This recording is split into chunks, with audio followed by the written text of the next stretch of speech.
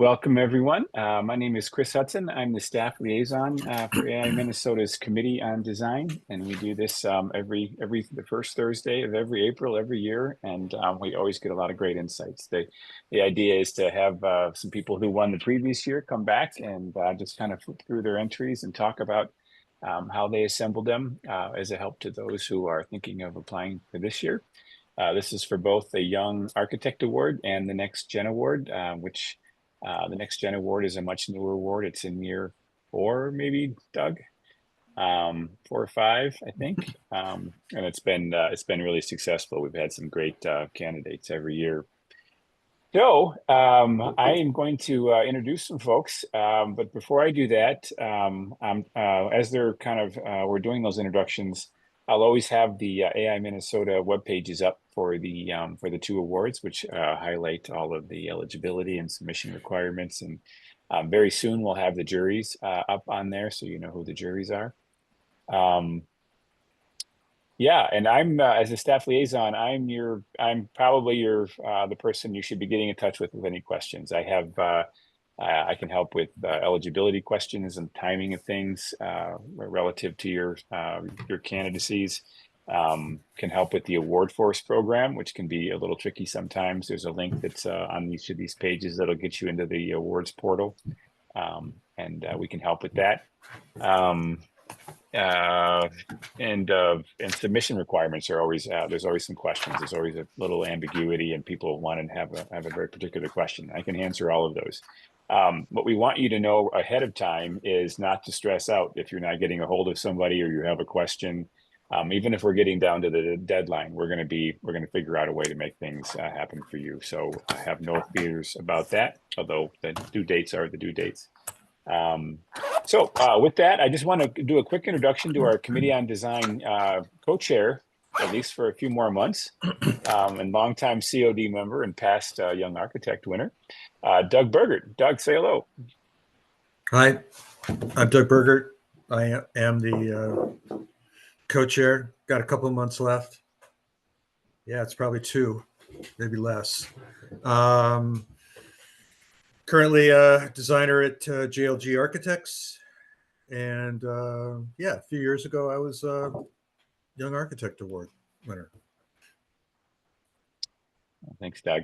We've got a small enough group here. We had more registrants, so I'm not sure what happened. But since we have that, if Wanda, Tony, Debanjana, and Katie, if you wouldn't mind saying hello, you don't have to have your cameras on if you don't want. But we'll start with Katie, and I'll save the introductions for the presenters at the end. Hi, I'm Katie Lakin, and I'm an architect with Mittling Design. Gotcha. Great. Thank you. Tony. Hello, I am Tony Lopez, a project architect with BKV Group. Great. Wanda.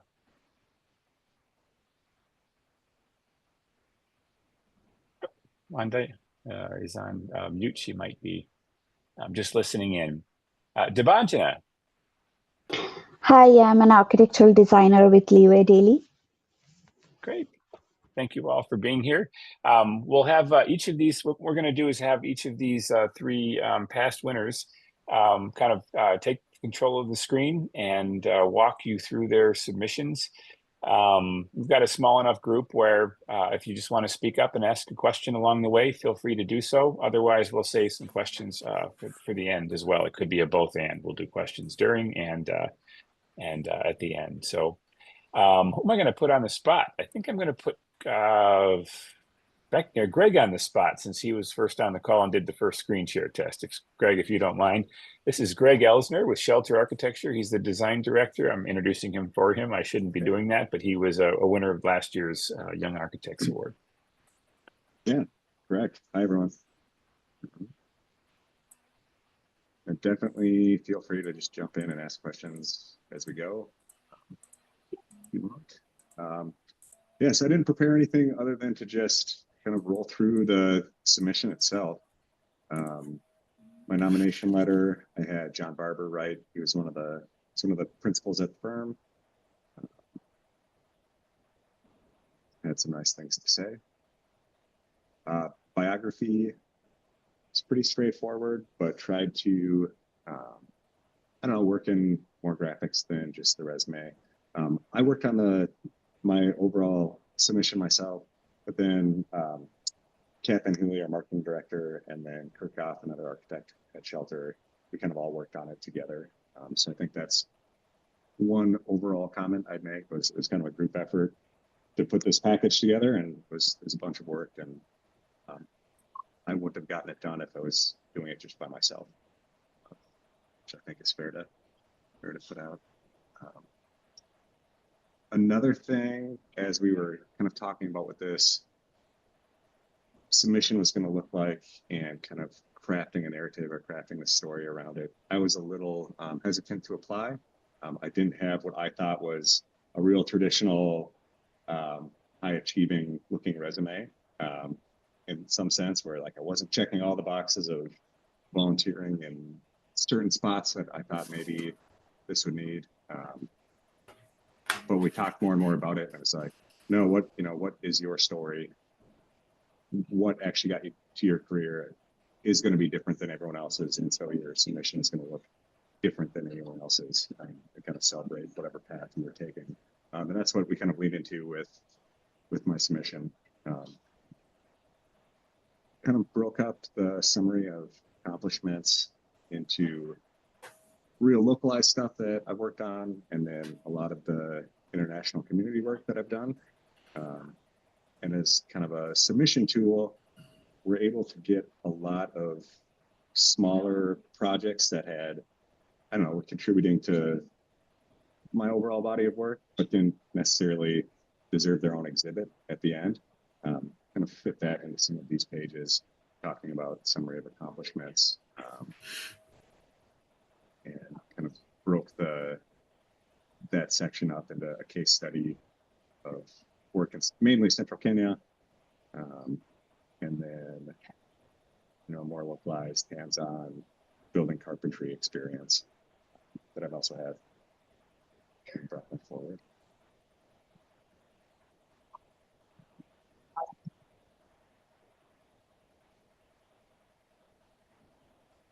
Yeah, and then just choosing the exhibits that we worked on. This is a project that's just about done with construction now in Shell Lake, Wisconsin. That's going to be ideally getting certified at Delivering Futures for certification.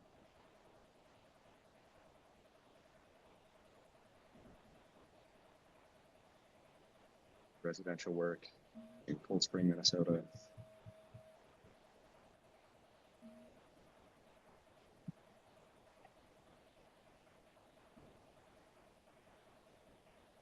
This is the sauna that I designed and then actually built with a group of friends. So it's like a much smaller project, but took the opportunity to kind of dig in. I guess on this version we didn't show construction details. On my national submission, we gave it a full exhibit and broke it down into initial sketches and construction details. I don't know, I can just keep rolling through the exhibits unless there's any thoughts or questions so far. Hangar, this is a project I completed at the State Fair of Minnesota. We ship the containers that contain the majority of the kitchen at the hangar, also get packed up and shipped around, and they go to the Cheyenne Rodeo and the State Fair of Texas, and now there's a fair out in California that they ride a circuit on as well. So ground up financial services advising building we built in Blair, Wisconsin. So just trying to find a blend of work that I really liked, that I really enjoyed working on, and then also that was well photographed and read well on the paper. That's kind of a deciding point too. There's a few other projects that I really liked that just weren't documented as well as some of these, and stuck with higher quality photographs. Greg, this is Chris here with such a wide-ranging submission from your kind of volunteer service work, to your own design work. How did you design? How did you decide on who would write your support letters? Yeah, so for the support letters, I tried to have one from the residential side. So we had a client whose house I designed. She wrote one of the letters. A contractor that I work with quite a bit, write one. And then a former colleague and actually professor. I met him as my professor, and then we worked together for a while too, to try to just get a broad spectrum of letters. And then had John from our firm write the kind of the initial letter recommendation. Trying to cover as much ground as I could, I guess.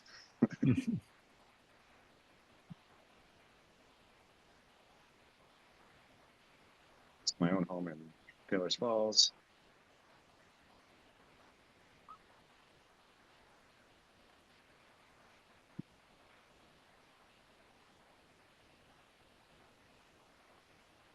And then Monktown, this project was not under construction. This is still on the boards, but we put enough effort into it and had the renderings. I had led the majority of the project that we felt like the renderings themselves spoke enough about the project to put it out there. I think this is the end of it. Yeah, and then the letters recommendation at the end. So Kara, she's the owner of the second house that's in the portfolio, Tag Homes. We worked with them, like Kate and Terry, building one of the houses in the packet, and then Regan is my good friend and colleague, ex-professor, wrote the third letter. So I guess along the way too, they all were generous enough to give me drafts of the letters to make sure that they were speaking to the points that I was kind of pushing in, you know, my narrative of the package as well. And we kind of coordinated, you know, everyone's voice talking about the same things and same aspects of what we were trying to show with the application. So that's the run through. Yeah. I sat in on both of these juries as a staff liaison last year, and I'm reminded with seeing Greg's submission again, how wonderful this trio of presenters is, because if you're worried about having a non-traditional, you know, design path through your career, these three will show you that there are remarkable achievements that are in that world, but may not be that traditional. They may not have the same kinds of things. So this is going to be great. Let's just to have compare apples to apples. Let's go with Becky next, and then we'll have Ashley present her next gen submission. Good. I'm Becky Alexander, a researcher within HP's Climate Solutions Studio. And I attended this event last year, found it so helpful, especially because of the way the panelists emphasized the personal narrative or the story to tie all of the aspects of this Young Architects Award submission together, which Greg definitely touched on. It's not just the summary of accomplishments, but also the letters and the exhibits, everything tying together. So before I show my submission up on the screen, I wanted to just share the story that I came up with as part of this process. So I already said I'm Becky Alexander. I am an architect and that's it. That's the story. Sounds really simple. Probably is that simple for many of you who are architects and you do architecture. But for me, it actually was a pretty profound shift in the way that I see myself and in the way that I talk about myself. And that shift came as a result of doing this application process. So a year ago, I'd be talking to somebody new. I'd say, what do you do? I'd say, oh, I'm an architect, but I don't design buildings anymore. Or I'm an architect, but I primarily work with cities on climate action plans. I'm an architect, but I work more at the policy scale than at the building scale. I was proud of the work that I'd done to become an architect, but I didn't feel like that label described me very well. My job title doesn't even include architecture anymore. I'm a senior researcher within our Climate Solutions Studio. But of course, this award is not for young researchers, it's for young architects. And hopefully you all know that the word young here doesn't refer to your age, but rather to the amount of time you've been licensed, less than 10 years. So I was questioning, should, like Greg, but for maybe a similar reason, should I even be applying for this award? Does this apply to me? So I talked this through with several other women in architecture, especially Simona Fisher, a past winner of both the AIA Minnesota Young Architects Award and the National Young Architect Award, and came to understand that I'm not a climate action planner, policy developer, and researcher instead of or in spite of being an architect. I'm actually those things because I'm an architect. Architects see problems that need to be solved and we get to work. We think about things in a different way than other people do in terms of possibilities rather than constraints. We solve problems creatively and we hold space for the detail and the big picture to coexist in our minds. As architects, we have a unique capacity to drive positive transformation, and I have committed to continue to scale up my own impact to protect our planet for current and future generations. So I've stopped using a narrow view of what an architect is or does to try to find a label for myself, and have started instead to use who I am and what I do to expand what it means to be an architect in the era of climate change. So I am an architect and I help cities set and meet climate goals. I'm an architect and I help new neighborhood scale developments envision what a carbon-free future might look like. I'm an architect and I conduct research that informs the ongoing evolution of Minnesota's sustainable building guidelines and energy and carbon standards, B3 and SB 2030. I'm an architect and I share the knowledge that I've learned with both local and national audiences, with architects, with engineers, sustainability consultants, students, building owners, planners, elected officials, and community members. So I am an architect, and that is the thread that holds my submission together. From the nomination letter written by the CEO of my firm LHB, talking about why is an architect doing this work and the ability to scale up my impact, to my summary statement, being a leader in the field of energy and climate action planning, I've scaled up my impact to extend beyond buildings, and then also adding in kind of a secondary story arc about using design thinking to envision better futures and make data actionable. So for this story, it was important to me to include my research publications in my biography. And I dedicated a whole page to various speaking engagements, from the local scale to the national, and even one in Italy that I got to go to present my master's final project work. So this was key to my story in a way that it would not be to many other people, where maybe more of the AIA volunteer work would be more highlighted and somebody else's. Then we have the summary of accomplishments, which I really interpreted as the chance to tell this story.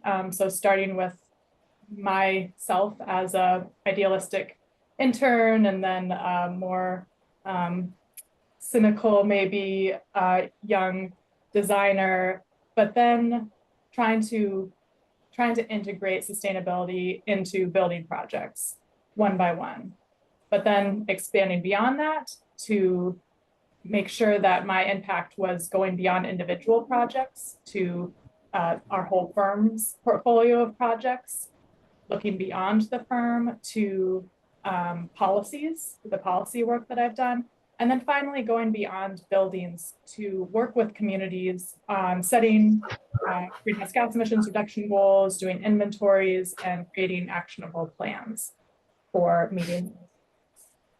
And included just a little bolded list down here of some of the types of things that I've done throughout these various stages or aspects of my career.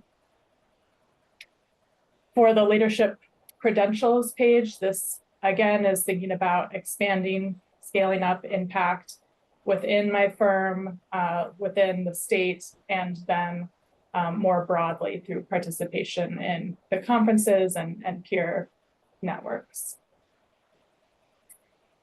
So for the exhibits, I chose to do 6 exhibits of 2 pages each, and kind of goes in reverse order of my narrative. So starting at the community scale and finishing more at the building scale, showcasing my work with cities, tracking citywide performance metrics through the Regional Indicators Initiative, and then working on climate action plans for a number of communities. So this combines a dozen or so different plans into one exhibit that talks about the types of things that I do on these projects.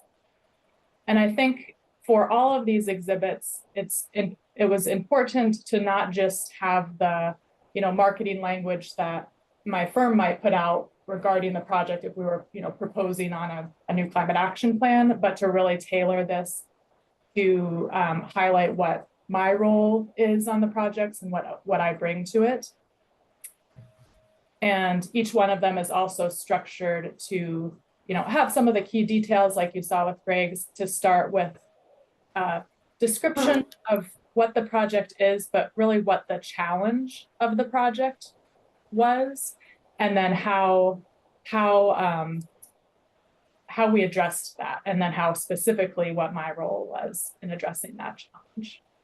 This is looking at a neighborhood scale development in St. Paul, evaluating what it would take for it to be carbon free, and highlighting some additional types of work. So engaging the community in their sustainability work group for this one. For each of them, you are required to have a declaration of responsibility, like you saw with Greg. So somebody who has personal knowledge of your responsibility of it. And I tried to have a pretty broad array of people signing their names to these exhibits. I tried to get people from outside my firm when I could, which didn't always make sense. But so clients or collaborators would be signing these exhibits. Showcasing my role on the Minnesota's V3 and SB 2030 programs, trying to get some metrics, again, highlighting the impact of these programs, but then really going into my role on these, because it is, of course, a bigger program with a lot of people involved, just like most projects.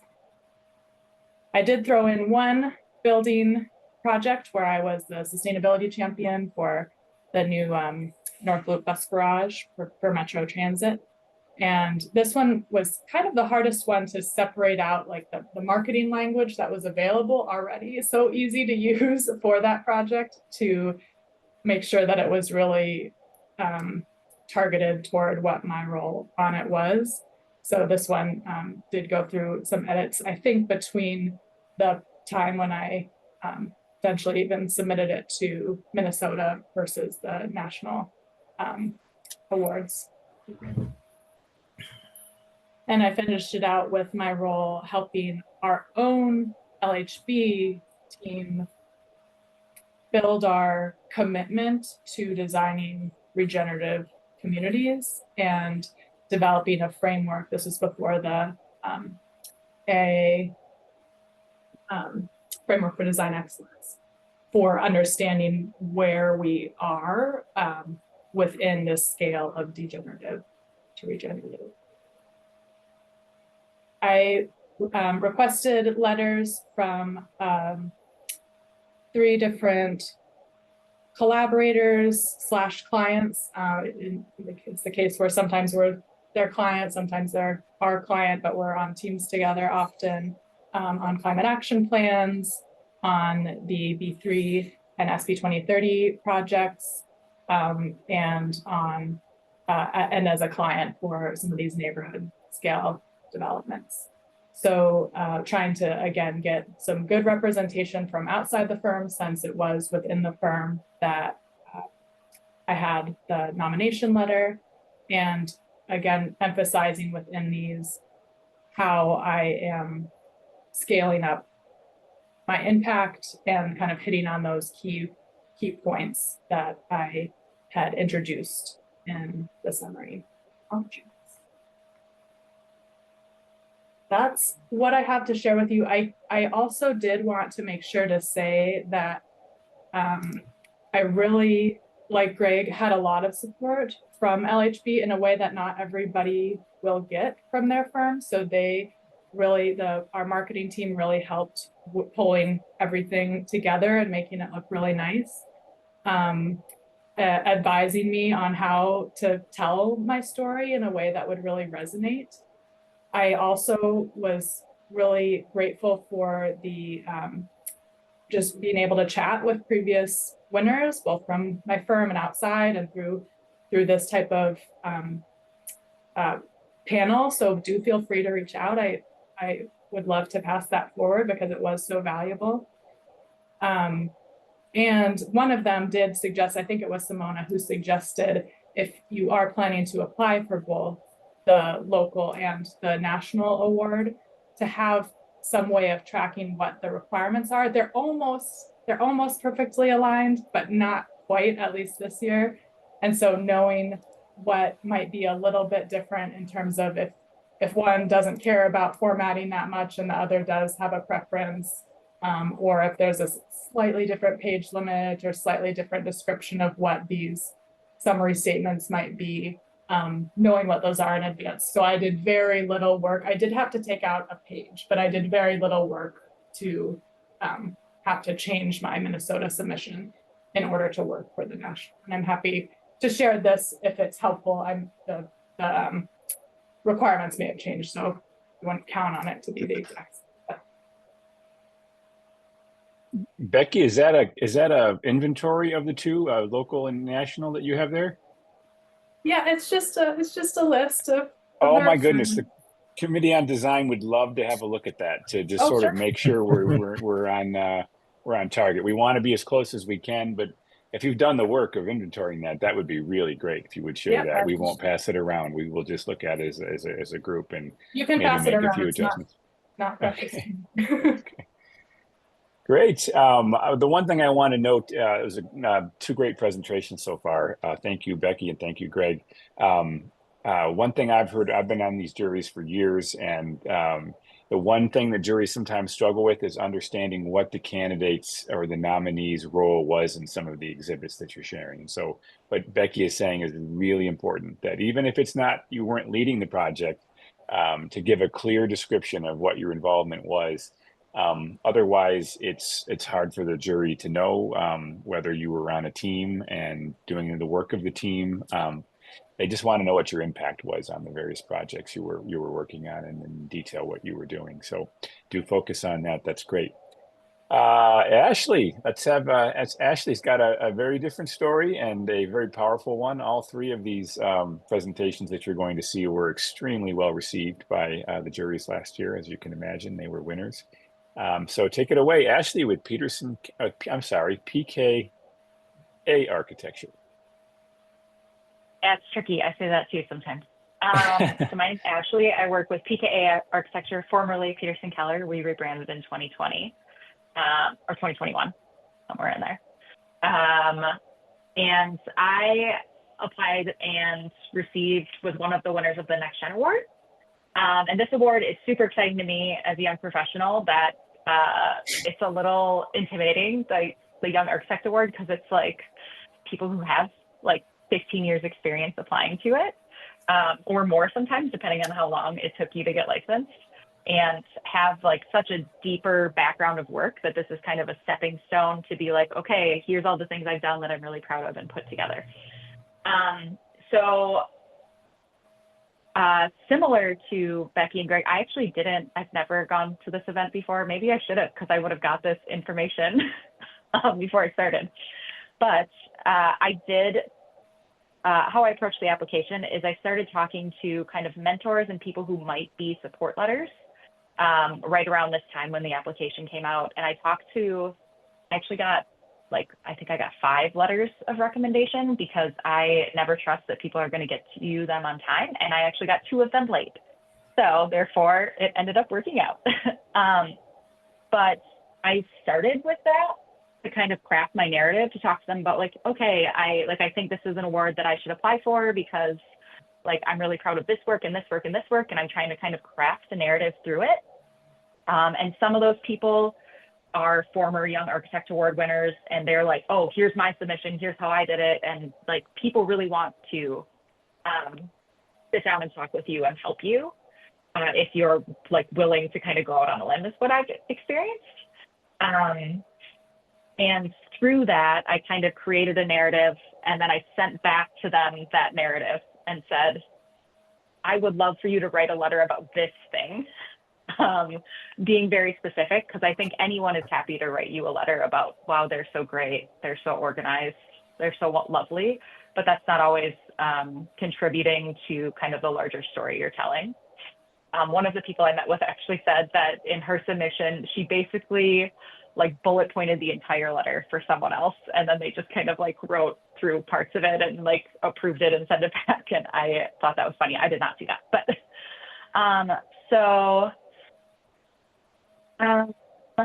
pulling together the work was it's a little more challenging, I think, when you have less work, and how to display the kind of less meaningful work in a meaningful way, or like the smaller tasks that you're kind of working through, because this award is for people who are within 5 years of graduating from their degree program, which for me was my master's degree.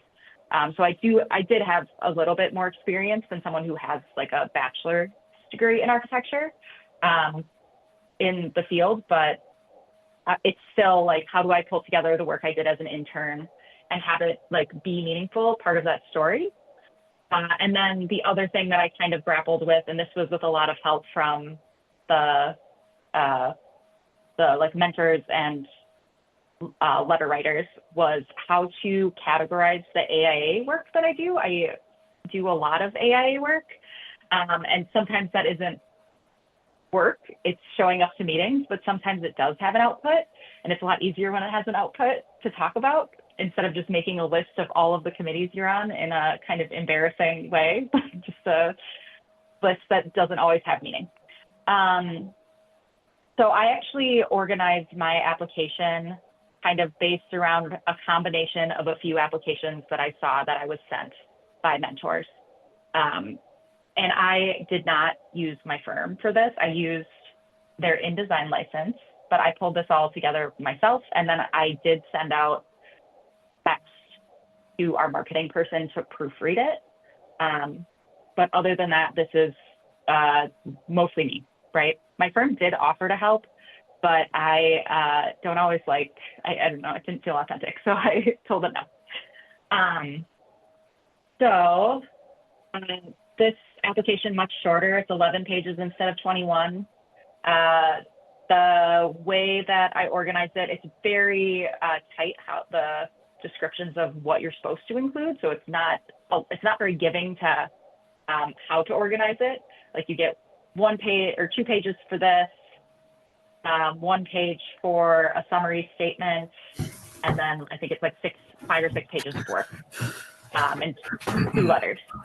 So how I kind of told my story was through this kind of policy, passion, and purpose. So the way that I thought about crafting this narrative was more how I thought about crafting like an essay, where you're like, okay, what is leadership to me? Like, how do I experience and give leadership? And how does that have a through line between my volunteer work and my like early work, and then my work that's more current? And then I obviously ran this through the marketing person at my firm, and they're like, just stamp it everywhere. Like, put policy, passion, and purpose on every slide and tell them which one you're doing. And I thought it was a little overkill, and I took away more than what she suggested, but I think it was helpful thinking about like what things might fall where. So you'll kind of see this marketing kind of language in the larger files, just documenting kind of what is where. So in my exhibits, I think this is an exhibit that I hope that there's people on this call would find it helpful. This is internship work I did in grad school, right? So this is like, it's a lot of rendering, it's a lot of diagrams, but a lot of what I did and what I enjoyed doing was like going to committee of the whole meetings and working through like submissions that included like heavy diagramming and going into communities and talking. Was I doing the talking while I was an intern in grad school? For the most part, not, right? But I got to be the person who was putting together all of these. And it's a bunch of buildings that are cool, built, unbuilt, just got built, kind of like in the realm of all of them. But all together, I think individually, it's kind of like small pieces of work, but it's part of this larger story that's like my introduction into like really loving city meetings and liking kind of the nitty gritty of like policy. So it's an important part, even though it's kind of like little tidbits that aren't like all that meaningful separated from the whole. So this is kind of showing how I've organized this page. I grabbed the AIA framework just to relate it back to AIA. Here's the standard project declaration. And just like Becky and Greg were saying, I tried to reach out to people, either different people in my firm or different people I've worked with to sign off on that work. And then I actually did call out my project roles pretty explicitly at the top, along with some text at the bottom that's just descriptive. Sorry. And then I do have 2 projects in here from my residential firm that were just finishing construction as this award was going out. And these are 2 projects that are great projects. I like them, but I had leadership roles in them and they're related to this larger theme, right? So they're both projects that kind of had a heavier element of documentation as part of them compared to like your average residential project. So this project is a historic renovation and addition in a historic neighborhood. So it had this kind of lengthy historic process that's a part of it.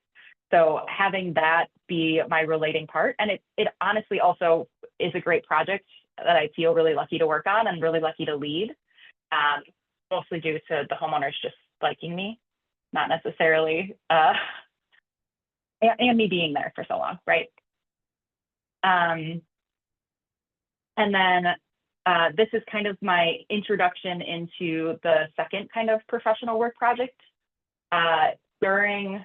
Before I went to grad school, I was involved with master planning of a community that I eventually did my thesis on. And then my final project in this is actually a site on that. So this is kind of the through line project of my very young career, right? But it is very laced in this like policy planning passion, where this is like beautiful Minnesotan lands that's being really thoughtful and respectful of wetlands and natural prairie and trying to restore soil health. But our work at PKA was working through kind of the architectural guidelines so that that space could be respected. And then that master's final project related to that had to do with that living farm that was the other part of that site.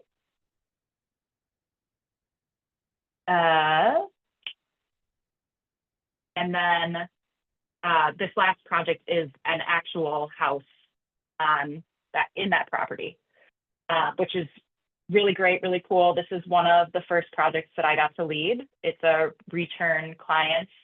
And if I was an architect, I would have signed these drawings, but because you don't need to, my name was on it, but I did not sign before I was an architect. But this is a project that I led all the way through. It's really exciting because it's a through line through my earlier work, but it also has some sustainable techniques that you don't always get to employ in single family residential. But this is a client that came in and said, I really want to do this. And we got to like learn about how to do it efficiently together, efficiently as in money efficiently, but also sustainability efficiently. And then it also ties back to this larger like extra paperwork that's running through this application, because there is a kind of extended design review process that we actually made at PKA when we were doing the planning. So it is kind of like going through a process that you created, and it was not as fun as it was creating the process. And then this page, I think, was the page that I thought the most about and the hardest about how to demonstrate a lot of the work that I like to do that I think is really great is AIA work. And I have been lucky enough to be on 2 projects that have outputs. But I think that there is a lot of like through lines through the things that I volunteer for about advocacy and emerging professionals. And that kind of came along through those through lines about policy. So I highlighted kind of 2 exports from this committee work, along with just a general description of why I find like this committee work important. So in this top example, this is Emerging Professional Friendly Firm Program, which me along with other people put together, or we reinstated a program that kind of fell apart that was put together just a few years earlier. And we worked with the North Central Region states, which was an AIA regional group that actually split up because AIA stopped doing regional groups probably like 5 years ago.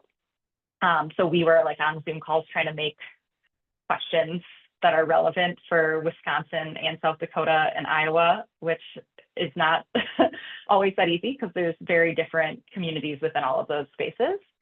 And then also kind of getting together and reviewing firms' policies. So this award is really about like firm benefits, policies, and pay, and not about like, do they give you soda? And that's something that we were really excited about, is how does that actually look for emerging professionals out there, money-wise and benefit-wise. And then the second group is about advocacy generally, but also kind of the outputs of advocacy. So in this first picture, this is a mentorship panel that was at the AIA convention in 2023. And it's a group that's putting together documentation about mentor programs and how to start one that Dante Ta pulled me into. This middle piece is the output documents from the first kind of round of the licensing. I don't know what it's called, Chris. My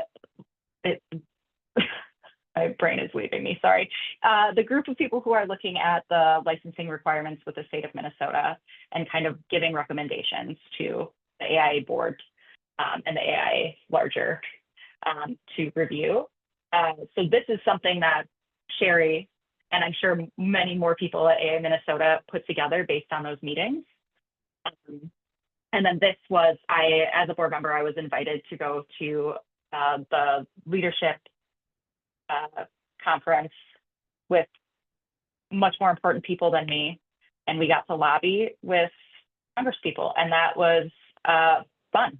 And that was great. And it's like the end of this through line for me of just like how architecture can be policy, and it can be passion, and it can be whatever the other word I used was, but definitely still like in this architecture realm. And then my letters of recommendation, they, like I said, I think I asked for 5, and I ended up getting 3 or 4 on time, and then there's one that didn't come. So I got to choose which ones got put in, which was nice. One of them that I asked for was from a developer that I have worked with a lot. And I really like him, but his letter of recommendation just didn't fit my narrative. So it was kind of nice to like be like, I don't know, this actually fits better. I think that's all I have. Oh, I did, and I think I mentioned this before, but do a marketing proofread.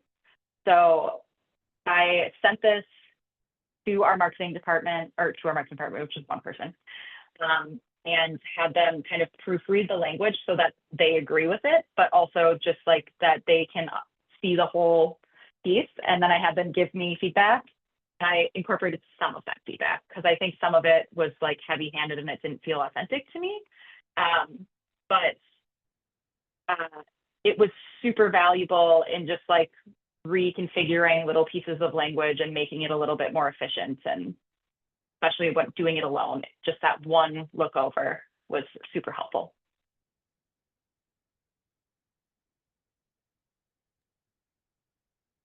Thank you, Ashley. Man, 3 great submissions, and these 3 not only highlight some non-traditional elements to an architecture career, but we have 2 that kind of, at least the jury, I remember gravitating to 2 areas of accomplishment in for Ashley. The enormous impact she had as an AIA volunteer very early in her career, combined with her interest in policy and process and all that she accomplished there. And for Greg, community impact and design itself, design accomplishments. Becky has a more singular story, which worked really well too. So you don't need to have one or the other. There are different options. It's just the way the story is told and how efficiently it's organized for a jury to quickly kind of come to grips with it visually and narratively. So any questions from folks who are on the call that for any of our presenters? Yeah, hi. So thank you, all of you, for sharing your submission. It's really nice to see all of your great work. So one of my question is like, as Ashley was showing about the project declaration after each project and the signature, is that a mandatory thing, or is that a good to have thing? Any? I can answer that. They can Okay. concur, but yeah, that's a mandatory element for the exhibits, Debanjana. Okay, got it. There's a few different formats that can work. People do it sometimes just a little differently, but it's got to be a recognizable piece of each of the on the page of the exhibit and with a signature. Okay, got it. Thank you. I had a question about just what did you guys find the length of time it took people to either write the nomination letters or the recommendation letters? What did you see in terms of was it weeks? Was it months? How much time should we give them when we're asking them, just to be a little bit lenient for them? I'll jump in. I'd say months. Like the more opportunity, the better. I also had one that didn't come through, and one of my letters, because I was good friends and colleagues, I was able to call Reagan 2 days before and say, "Look, man, I don't have your letter yet. This thing is getting submitted 48 hours from now. Are you done?" And really pushing to make sure that happened. So I'd say as much opportunities you can give people, it's better. And same with Ashley. I also asked for more letters than for my national submission. I asked for more letters than what we needed, and kind of cherry picked the submissions that are the top letters that fit the narrative best to actually submit. It's a good strategy.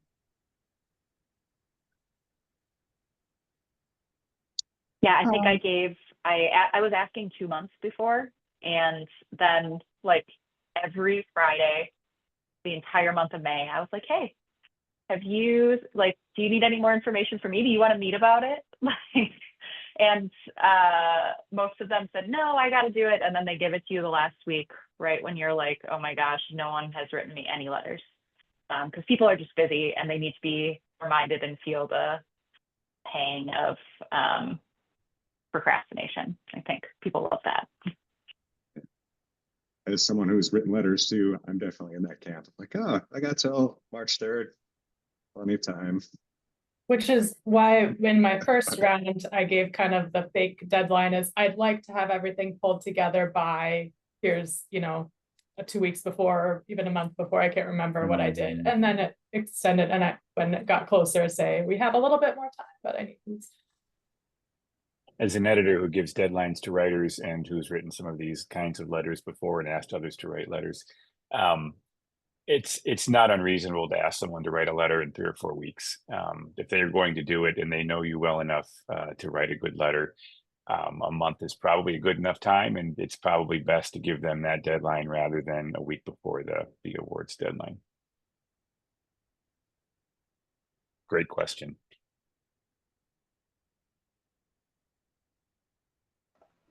Can I ask how much time have you spent on average for preparing the whole submission?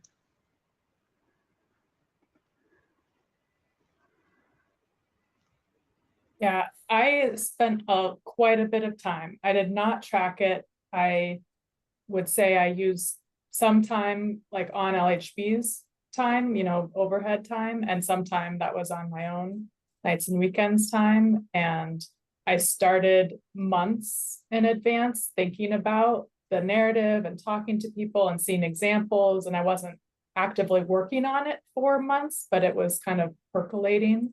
So definitely would recommend, at least for the type of person I am, like giving yourself enough space and time to think it through. I'm sure some people can pull things together quickly, but I wouldn't go that route with this one.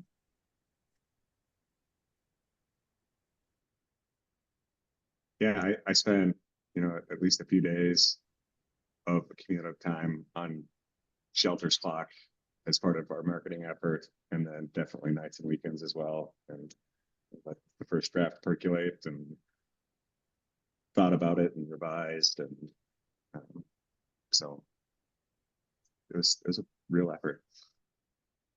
I'm not sure who's on the call for which. Oh, go ahead, Ashley.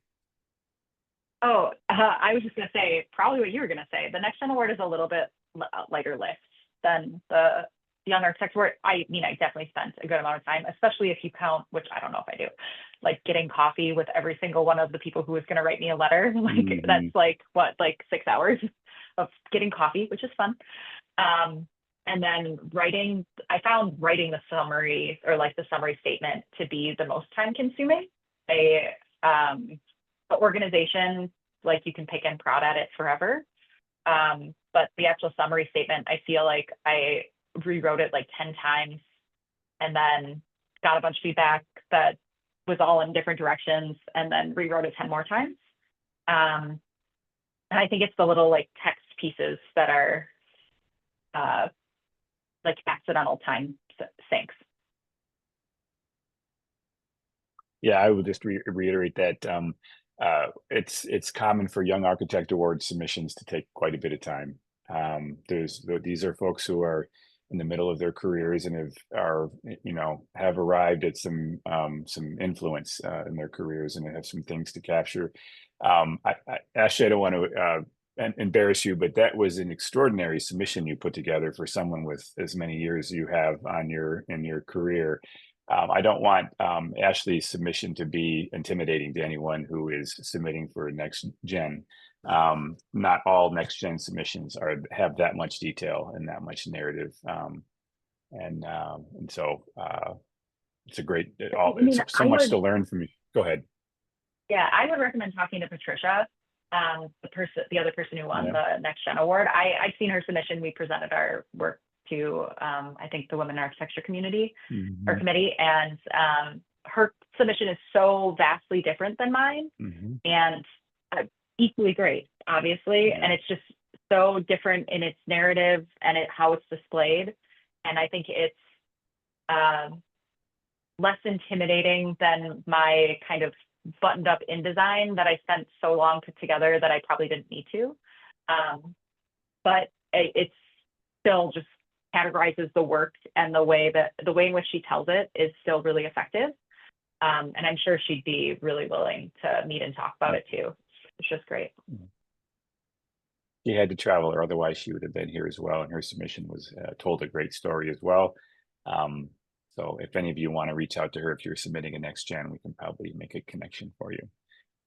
I think one of the themes that comes out of all of these is there's incredible value to putting these things together beyond the opportunity to win an award. You are really taking some time to spend with people that know you well, that have worked with you over a degree of time, and you're developing a narrative. You're shaping, how you present yourself. It may even cause some reflection on where you want to go in your career from here. So there's value in that as well. The last thing I want to point out in all of this is that we have many winners. I'm not going to say who here or who not, but many times it's the second year of the submission that the recipient breaks through. So if you have more time in the eligibility for these two and you have an extra year next year, the work you put in this year, if it's not, doesn't get you across the finish line, could certainly make it a lot easier and give you a little time in between to reflect on the submission and maybe get some more feedback. We typically give some feedback, a little bit from the jury, constructive on some things that the jury would like to see a little bit more detail about or whatever. We provide that. Not a long list of criteria, but a few things that the jury noted about what they liked and what they still wanted to know more about the nominee. So all of those things that can factor into the equation of whether you want to dig in this year and put together a submission. Any other questions?